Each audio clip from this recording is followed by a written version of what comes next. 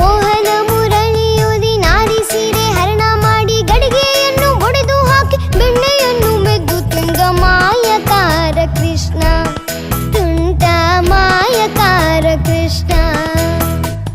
ಪುಂಗೊಳೆಲ ನಾದ ಮಾಡಿ ವೃಂದಾವನದಲ್ಲಿ ಆಟವಾಡಿ ಗೋಪಿಕೆಯರ ಮನಸ್ಸಾಗಿದ್ದ ನಂದ ಗೋಪಾಲ ಕೃಷ್ಣ ಮಾಯಕಾರ ಕೃಷ್ಣ, ಮಾಯಕಾರ ಕೃಷ್ಣ.